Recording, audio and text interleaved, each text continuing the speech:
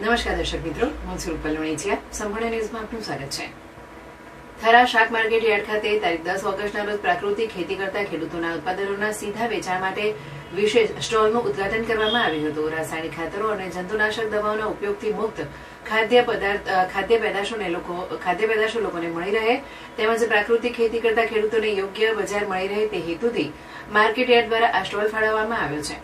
ઉદઘાટન પ્રસંગે ઓગળ તાલુકા પંચાયતના પ્રમુખ નીતાબેન ઠાકોર, આત્મા પ્રોજેક્ટના અધિકારીઓ નિકુલભાઈ જોશી, અખિલભાઈ જોશી, મુકેશભાઈ ઠાકોર, અશ્વિનભાઈ જોશી, જયદીપ ચૌધરી અને દુધાભાઈ ભુભડિયા સહિતના આગેવાનો તથા પ્રાકૃતિક ખેતી કરતા સ્થાનિક ખેડૂતો ઉપસ્થિત રહ્યા હતા.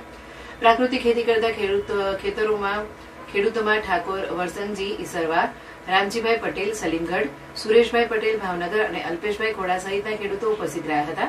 આ પ્રસંગે તાલુકા પંચાયત પ્રમુખ નીતાબેન ઠાકોરે ઓગણ અને કાંકરેજ તાલુકાની જનતાને પ્રાકૃતિક ખેતીને પ્રોત્સાહન આપવા અપીલ કરી હતી. તેમણે જણાવ્યું હતું કે તંદુરસ્તી જાળવવા અને પ્રાકૃતિક ખેતી કરતા ખેડૂતોને પ્રોત્સાહિત કરવા માટે આ સ્ટોલ પરથી ફળો, શાકભાજી અને અનાજની ખરીદી કરવી જોઈએ.